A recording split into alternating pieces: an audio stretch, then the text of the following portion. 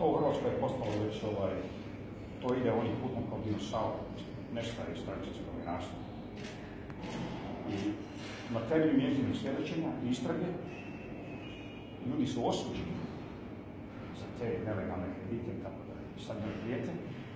I ti novine koji sam spomenuo, oni, kao svaki državljani Hrvatske države, trebaju imati ne samo pravnu zaštitu, zaštitu od klevetnog, materijalnu zaštitu, za ono što smo trpili, od gubitka posla, duševne boli i tako dalje. To znači da su oni postali, iskreni novinari od Hrvatska su postali žrtve jednog disfunkcionalnog političkog i pravnog sustava. I samo ću zaključiti s ovim rečima, ako je pravo na istinu, temeljno pravo je ljudsko pravo, to pravo brzo nestaje. Radi ovih stvari što sam ja spomenuo, i ubrzo Hrvati će izgubiti totalno povjerenje u medije. I sad imate neke ankete pokazuju da ni 20% Hrvata ne vjeruje medijama, a to znači šta će ostati. Kako kaže ona televizija? Kaže, mediji će se sve samo, kako kaže ona, samo za hvala na vašem strpljenju. Tu je misija Landeka, ako ćete ne odgovoriti neka pitanja. Ima sam vas ako sam ja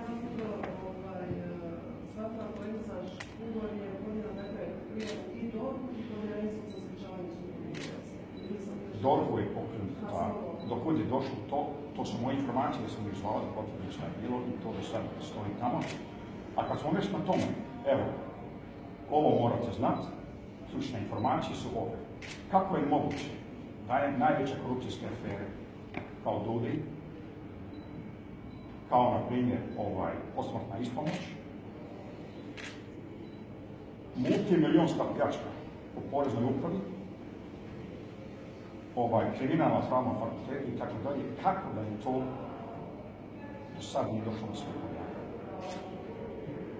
To ljudi ne samo da gube povjerenje u pravni sustav, i tu se stvorio paralelni pravni sustav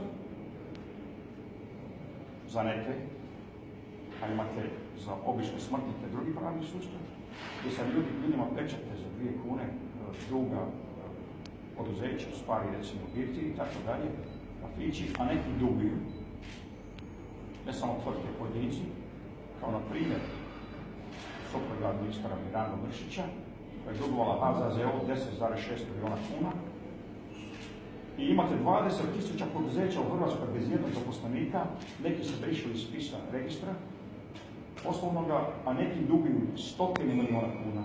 I očekivamo da građani imaju povjerenje u hrvatsko pravosuđe, hrvatske institucije. Čista farsa.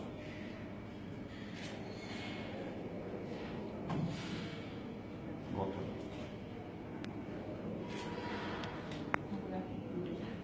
Dakle, zahvaljujem se Ramu Lozničiću što me uopće odlučio priliku da se o ovoj temi ovdje u Saboru priča.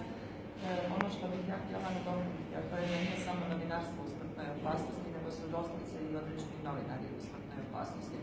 A zašto to zaključujemo? Zato što ne može biti slučaj da novinari koji se bave istraživanjem afere vezano uz pljačku, doslovno pljačku hrvatskog naroda, vezano uz kreditne urede i vezano uz Raiffeisen zadruge, da su isti ti novinari, znači, terorizirani od istih ljudi. Prema tome, ako su isti ljudi u vrhu organizacije terora i progona novinara, onda se radi o organiziranom kriminalu. I meni nije jasno zašto recimo DORH i USKOK, a s obzirom da se radi o organiziranom kriminalu, to spada u domenu USKOK-a, ne reagiraju na takve progone koji su javni, dostupni cjelokupnoj javnosti. Mi smo jučer zadnji put bili na policiji u Petrovoj, policijskoj postaji, gdje smo ja i moj kolega prijavili ozbiljne prijetnje, a da je istina da je život u opasnosti, to ću vam reći, znači evo meni osobno je 6 puta su mi u Umama bili vrlo oštri predmeti koje sam ja prijavila policiji zadnje 2 godine. 2 osobe su pravomoćno osuđene zbog prijetnji, a u vrhu piramide stoji vlasnik kreditnog ureda koji je organizator toga progona. I to svi znaju. I ista situacija je s kolegicom Helenom, koja je isto tako dobivala prijetnje od sudionika tih kreditnih prijevara. I zanimljivo je recimo da se te prijetnje pojačavaju nakon pojedinih otkrića koje mi u svom novinarskom radu otkrijemo, a to je konkretno bilo u 6. mjesecu kad je izašao u javnost lista tajnih računa koji su zataškani u medijima. To je bilo prvo, ja sam isto bila gošća na HRT-u, nakon toga su nas cenzurirali i zaustavili nas u našem radu. A isto tako sad u posljednje 2 deložacije, to je deložacija branitelja Mirka Dukića i obitelji Golubar iz Zaboka, gdje sam ja istraživanjem utvrdila da osoba koja je dosudom dobila stan Mirka Dukića uopće nije taj stan platila, nego je sud očito napravio grešku gdje je dosudio taj stan i se radilo o očiglednoj sprezi suda, institucija i tih davatelja kredita. I sad evo zadnjih 10 dana na nas su toliko žestoki napadi i prijetnje da to jednostavno živ čovjek ne može izdržati. Mi smo se izboljeli od toga, evo kolegica Helena konkretno mora biti svaki dan na poslu, Helena Kompotić, nema rješenja da je suspendirana, nema rješenja da se protiv nje vodi nekakav disciplinski postupak. Ona uopće ne zna u čemu je pogriješila, niti koja je u stvari njezina pogreška u njezinom radu i što je ona napravila, dobiva plaću, ali ne smije ništa raditi. Ja ne znam gdje to ima, u kojoj to državi ima. Ja samo mogu zahvaliti Bogu što sam neovisna, pa nemam nikakvog gazdu iznad sebe, ali se zato imam razloga bojati za svoj život, a isto tako i neki drugi kolege.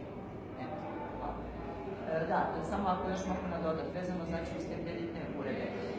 Ja sam pokrenula istraživanje bila od 2010. godine i kad sam svakodnevno obavještavala medije, a isto tako i publicirala kompletno kronologiju tih radnji kreditnih ureda. Oni su na konto pisanja u medijima prvo zatvoreni, pritvoreni, iza toga je podignuta optužnica i pravomoćno su osuđene prije mjesec dana, a prijetnje koje meni dolaze, konkretno dolaze upravo od osoba koje se bave prodajom kredita i koje su prodavali kredite preko tih Raiffeisen zadruga. Prema tome, srž problema je uvijek isti, pljačka hrvatskog naroda.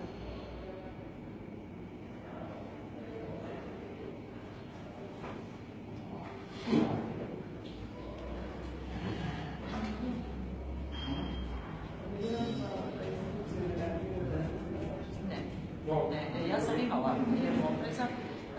Prošle 2015. godine su mi odredili mjeru opreza, znači DORH je pružio zaštitu policije i ta osoba je procesuirana i optužena koja mi se prijetila, ali ta osoba nema veze sa mnom niti ja s njom, ona je samo izvršitelj naloga. Znači osoba koja je naredila progon i prijetnje je bila ostala netaknuta. Ja sam jučer predala ponovo, znači konkretno gdje sam objasnila, mi imamo priznanje na sudovima, imamo iskaze svjedoka, imamo materijalne dokaze, imamo činjenično, znači sve na hrpi, tko stoji iza toga. Međutim, taj tko stoji, otvoreno i javno se prijeti. Ako vam ja samo kažem da je jučer bila objava na statusu te osobe, ja neću reći ime zato što sam obvezala se tajno jučer na policiji, ali je rečeno Nada Landeka ne zaslužuje da živi. Je li to govor mržnje? Znači, piše izričito, Nada Landeka ne zaslužuje da živi.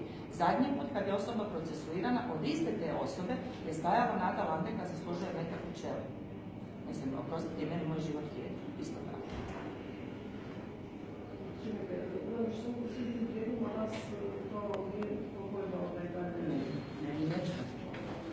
Mislim, mi imamo uspjeha, zahvaljujući našem radu je 40.000 ljudi ostalo. Sad ovi ljudi koji su je pravomoćno osuđeni ovi što su radili za kreditne urede, nisu sve vlasnici, pa znači neki su samo djelatnici, vlasnici su zbrisali iz zemlje. Znači, svi ti ljudi koji su bili dužni od tih kreditnih ureda su dobili status žrtve i oni imaju pravo podići imovinsko-pravni zahtjev, deblokirati svoje račune i vratiti svoju imovinu. Znači, ako je netko svojim radom uspio zaštititi 40.000 ljudi, onda je to zaista veliki poticaj da se sa tim poslom nastavi i dalje. Ja se ničega ne bojim, nemam se razloga bojati što se tiče mojeg rada. Bojim se luđaka. Znači, ljudi koji meni prijete po nalogu tih kreditnih ureda su ljudi koji su izgubili kompas. I to je strah. Znači, to je ono što ja ne znam tko će za 200-300 kuna ili za 100 eura sutra doći i upucati nekog na cestu. Mene ili moje kolege, ne. Znači, svaki od naših života je vijek. Istina. To je Hrvatska. Istina. To je Hrvatska država. Da. Znači, ja sam članica ne samo HND-a, generalno sam malo prije, da, članica HND-a, članica sam Nacionalnog press kluba iz Washingtona i Internacionalnog novinarskog društva, isto tako, i ja sam spremna i potražit ću međunarodnu pomoć, s obzirom da ja nisam dobila zaštitu HND-a, nego ako ste spremni to objaviti, a ja sam spremna to reći, znači da je HND pružilo zaštitu vlasniku kreditnog ureda i mene opomenulo za tekst koji je bio objavljen samo, koji nisam ja pisala, nego je bio objavljen na našem portalu i time omogućio tom čovjeku koji se meni prijeti da nastavlja moj program. Ja sam o tome upozorila pismeno HND, međutim oni nisu reagirali na moje primjedbe i na pravomoćnu presudu. Pravomoćnu presudu. Treba još nešto reći? Hvala. To se zove poslovnička konfuzija. Da. Znači, portal na kojem piše mi je hazuk.hr. Imate se hazuk.hr.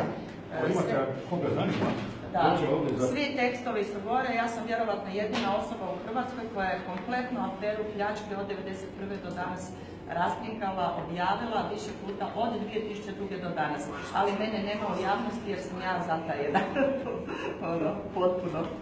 Ovom su blokirali rad, sve je platio, ne daje mu kartu, kakav god bio glava, slobodni umjetnik, sebi plaća, nije ništa dobro iz Ministarstva kulture, ništa je Božidar Ralić. Da, mi radimo s 0 kuna. Evo. Da, nismo ovi ugroženi neprofitabilni mediji. Ali se civilni sektor. Mi radimo s 0 kuna, proračun 0 kuna.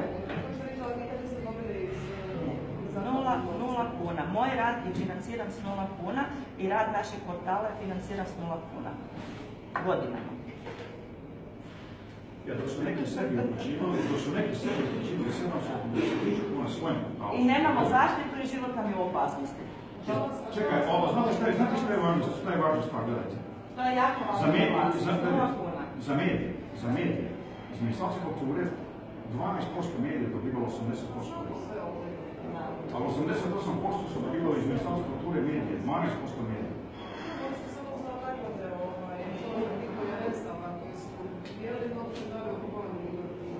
Pa evo, o čemu mi govorimo? Mi ti tražimo, nama je